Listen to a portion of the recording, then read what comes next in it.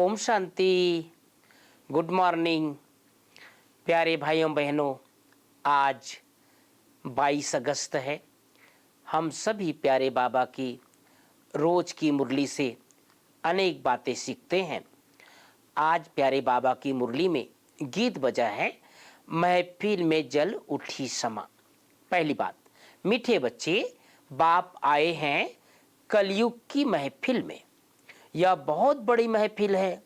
इस महफिल में तुम परवाने समा पर फिदा हो, पावन बनते हो। दूसरी बात, चीटी मार्ग का पुरुषार्थ। बाबा ने कहा, कई बच्चों में रूठने की आदत है। बाप से रूठकर पढ़ाई छोड़ देते हैं। माया नाक कान पकड़ लेती है, इसलिए पुरुषार्थ आगे नहीं बढ़ता, चीटी मार्ग कर रह जाता है। तीसरी बात, बुद्धि से सब कुछ भूल जाना है। मुरली सुननी व पढ़नी है। धारणा करने के लिए एक कान से सुन, दूसरे से निकालना नहीं है। चौथी बात, वरदान है नेचुरल अटेंशन व अभ्यास द्वारा नेचर को परिवर्तन करने वाले सिद्धि स्वरूप भाव।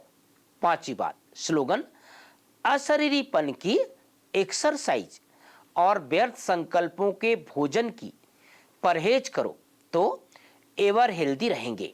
एक बार पुनः 5 बातें। पहली बात, बाबा ने कहा, बाप आए हैं कलयुग की महफिल में। यह बहुत बड़ी महफिल है, इसलिए इस महफिल में तुम परवाने समा पर फिदा हो, पावन बनते हो। दूसरी बात, चीटी मार्ग का पुरुषार्थ। आज बाबा ने बहुत सुंदर बात बताई।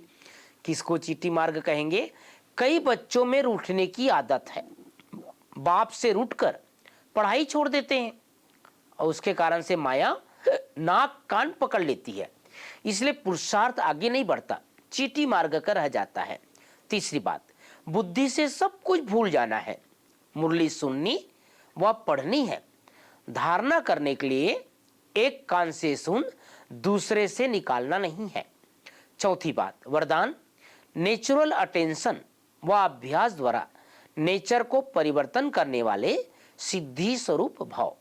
पांचवी बात, स्लोगन अशरीरीपन की एक्सरसाइज और व्यर्थ संकल्पों के भोजन की परहेज करो तो एवर हेल्दी रहेंगे।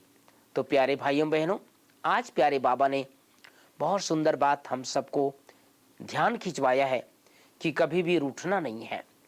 कई बच्चों के लिए बाबा ने कहा रूठते हैं, पढ़ाई छोड़ देते हैं और रूठने के कारण से फिर उनका पुरुषार्थ भी ढीला हो जाता है, जिसे बाबा ने चीटी मार्ग का पुरुषार्थ कहा है।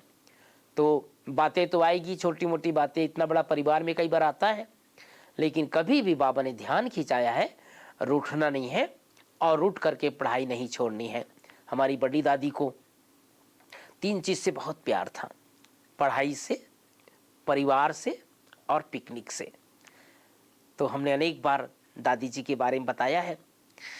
दादी कभी भी पढ़ाई मिस नहीं करती थी, परिवार से बहुत प्यार था और दादी को परिवार के प्यार के कारण से पिकनिक से बहुत प्यार था। हम सबको कभी पीस पार्क ले जाती थी, कभी भारत में अनेक स्थानों पर घुमाने के लिए भेजती थी।